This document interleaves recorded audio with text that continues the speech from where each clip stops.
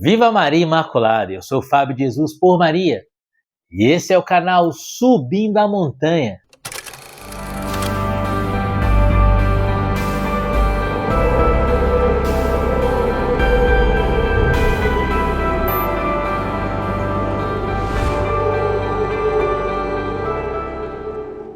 Palavras de vida eterna, o pão da palavra no seu dia a dia, porque não só de pão vive o homem, mas de toda a palavra que provém da boca de Deus. Segunda-feira começamos uma nova semana, 19ª semana do tempo comum, 14 de agosto de 2023. O evangelho que a igreja nos propõe está em Mateus, capítulo 14, ou melhor, capítulo 17. Mateus, capítulo 17, versículos de 22 a 27. Abra o seu coração, é uma mensagem do céu para você. Pelo sinal da Santa Cruz, livra-nos Deus nosso Senhor de todos os nossos inimigos. Em nome do Pai, do Filho e do Espírito Santo. Amém. Enquanto caminhava pela Galiléia, Jesus lhes disse: o Filho do Homem deve ser entregue nas mãos dos homens. Eles irão matá-lo, mas ao terceiro dia ressuscitará. E eles ficaram profundamente aflitos. Logo que chegaram a Cafarnaum, aqueles que cobravam o imposto da didracma aproximaram-se de Pedro e lhe perguntaram: teu mestre não paga a didracma? Paga sim, respondeu Pedro. Mas quando chegaram à casa, Jesus preveniu-o dizendo: que te parece, Simão? Os reis da terra, de quem recebe os tributos ou os impostos? De seus filhos ou dos estrangeiros? Pedro respondeu: dos estrangeiros. Jesus replicou: os filhos, então, estão isentos. Mas não convém escandalizá-los. Vai ao mar, lança o anzol, e ao primeiro peixe que pegares, abrirás a boca e encontrarás um estáter. Toma-o e dá-o por mim e por ti. Palavra da salvação, glória a vós, Senhor. Queridos, olha que interessante. Jesus anuncia a sua paixão aos seus discípulos. Ele diz abertamente no versículo 22, o Filho do Homem deve ser entregue nas mãos dos homens. Eles irão matá-lo, mas ao terceiro dia ressuscitará. Jesus faz um anúncio da sua paixão. Ele anuncia que ele há de morrer na cruz, mas que ele há de ressuscitar ao terceiro dia. Jesus diz assim: haverá a paixão, mas confia em mim. Fica firme na rocha. Pedro, pedra, Petrus, Cefas, fica firme como uma rocha. Sustenta a igreja, Pedro. Eu vou passar pela cruz, mas ainda não é o fim. Não é a palavra final. Aguarde. Confia, porque no terceiro dia eu ressuscitarei. Essa era uma palavra difícil de entender. Se Jesus estava falando literalmente, Jesus estava falando metaforicamente, se Jesus estava falando por meio de parábolas, o que Jesus queria dizer? Os apóstolos não entendiam muito bem o que Jesus estava querendo dizer.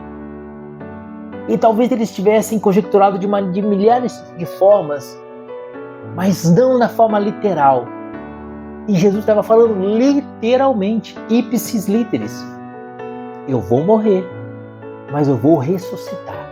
E quando eu ressuscitar, começarão todas as coisas. Com a minha ressurreição, aí sim, que tudo vai começar de verdade. Certa vez, os fariseus se aproximaram de Jesus e pediram para ele um sinal. E Jesus disse: eu não darei, essa geração me pede um sinal, mas nenhum sinal lhe será dado a não ser o sinal de Jonas. Quem é Jonas? O profeta Jonas. O profeta Jonas é aquele que foi enviado por Deus para pregar em Nínive, mas querendo fugir da missão, ele toma um barco em outra direção, o mar é tempestuoso, a barca que estava o profeta Jonas ia afundar. E o Jonas fala para aqueles marinheiros que estavam com ele: essa barca está afundando por minha causa, porque eu estou fugindo de Deus, porque eu não quero fazer a missão que Deus me enviou. Então eles jogam Jonas ao mar, Jonas é comido por uma baleia e é vomitado na praia de Nínive. O sinal de Jonas, aquele que permanece na escuridão do túmulo durante 3 dias, mas ao terceiro dia reaparece. O sinal de Jonas é a paixão de Jesus. E mais uma vez aqui, Jesus fala da sua paixão, anuncia a sua paixão, e no final do evangelho de hoje, ele nos lembra o sinal de Jonas. Aqueles que cobravam impostos perguntam para Pedro: o seu mestre não vai pagar o imposto? Ele não paga de dracma? Pedro diz: não, ele paga sim. Chegando em casa, então, Jesus pergunta para Pedro: Pedro, o que é justo? Que os filhos paguem os impostos ou que os estrangeiros paguem os impostos? Pedro fala: é justo que os estrangeiros, o rei não vai cobrar imposto dos seus próprios filhos. Jesus fala: então, Pedro, então eu não preciso pagar imposto, mas para que as pessoas não se escandalizem, vai lá na praia, lança o seu anzol. O primeiro peixe que você colher, o primeiro peixe que você pescar, na boca dele você vai achar o dinheiro para pagar o imposto por mim e por você. E Pedro vai à praia, de fato, literalmente isso acontece, fato histórico. Pedro lança o anzol, pega um peixe, e na boca do peixe ele acha uma moeda que era suficiente para pagar o imposto por ele e por Jesus. O sinal de Jonas, mais uma vez. O sinal de Jonas. A boca do peixe saiu o dinheiro. Da boca do peixe saiu o valor suficiente para pagar o imposto. Querido, que imposto é esse que temos que pagar? Nós temos uma dívida com Deus. Uma dívida com Deus. Uma dívida essa que nos amarrou a Satanás por conta do pecado. Nós assinamos uma nota promissória com o nosso pecado e essa nota promissória foi entregue nas mãos de Satanás. Ele estava para cobrar esse imposto que é a nossa própria alma no inferno eternamente. Mas Jesus na cruz, o Filho, a quem não deveria ser cobrado imposto, o Filho não deve ser cobrado imposto, mas o estrangeiro, o Filho vem no lugar dos estrangeiros que somos nós e paga a nossa dívida na cruz. Por isso, mais uma vez, Jesus mostra para Pedro o sinal de Jonas, lembrando: assim como Jonas esteve no ventre da baleia 3 dias, ao terceiro dia eu ressuscitarei. A cruz não é escândalo, Pedro. A cruz não é escândalo, a cruz é redenção. Eu vou passar pela cruz para pagar o seu imposto, Pedro. Para pagar o imposto da humanidade inteira. Para pagar a dívida da humanidade inteira. Mas espera, Pedro, porque a cruz não é a palavra final. A cruz não é a palavra final. A palavra final é ao domingo de Páscoa. É a minha ressurreição. Ao recolher aquele dinheiro da boca do peixe e pagar o seu imposto com aquele gesto, Jesus mostrava para Pedro o que ele haveria de operar na cruz. Na cruz ele pagou a nossa dívida. Queridos, mas São Paulo nos ensina que nós somos corpo místico de Cristo. E como quem morreu na cruz foi o corpo de Jesus, assim a igreja, que é corpo místico de Cristo, também precisa passar pela cruz. E é nesse sentido que São Paulo vai dizer: completa na minha carne aquilo que falta, a tribulação de Cristo. São Paulo assim não estava dizendo que a paixão de Cristo foi imperfeita, não. Ele está dizendo que ele, Paulo, é parte do corpo místico de Cristo, que é a igreja. E todo o corpo de Jesus na paixão foi tomado de chagas. Assim também todo cristão precisa passar pelo sofrimento, passar pela cruz.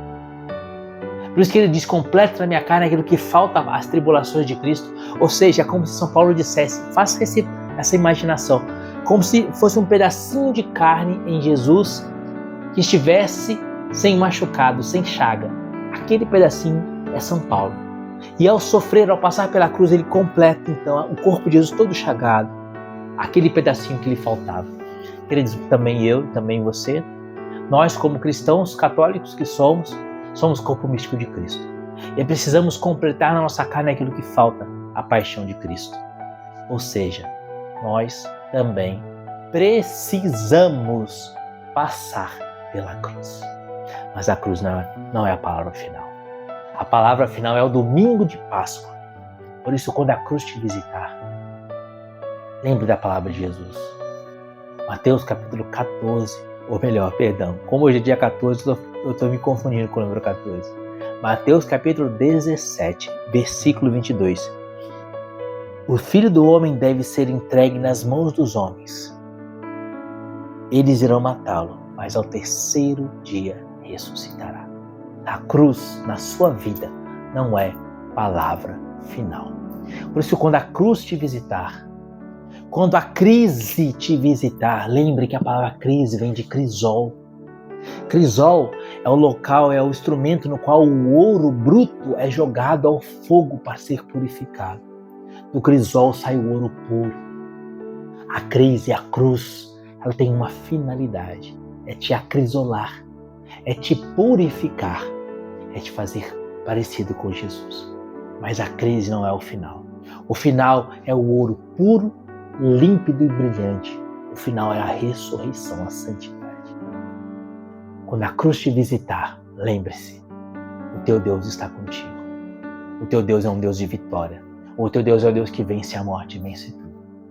O teu Deus é aquele que pagou a tua dívida, o teu imposto na cruz e que ressuscitou o terceiro dia. Que te convida a seguir após ele, dizendo, se alguém quer me seguir, tome a sua cruz, renuncie a si mesmo e venha. Porque passando pela cruz, passando pela crise, passando pelo crisol, nós alcançaremos a ressurreição.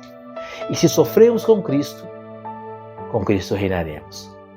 Se morrermos a morte de Cristo na cruz, suportando com paciência os sofrimentos desta vida, com Cristo ressuscitaremos. Poderemos contemplar a sua face adorável pelos séculos dos séculos no alto da montanha, onde há felicidade eterna, onde Deus enxugará todas as lágrimas dos nossos olhos. Você está na cruz? Você está passando pela crise? Aguenta firme, coragem, vai passar. A crise passa, mas a glória que advém desse sofrimento é eterna. Como diz São Paulo na carta aos Romanos, tenho para mim que os sofrimentos da presente vida não têm proporção alguma com a glória futura que há de nos ser manifestada. Pense nisso, que Deus te abençoe e viva a Maria Imaculada.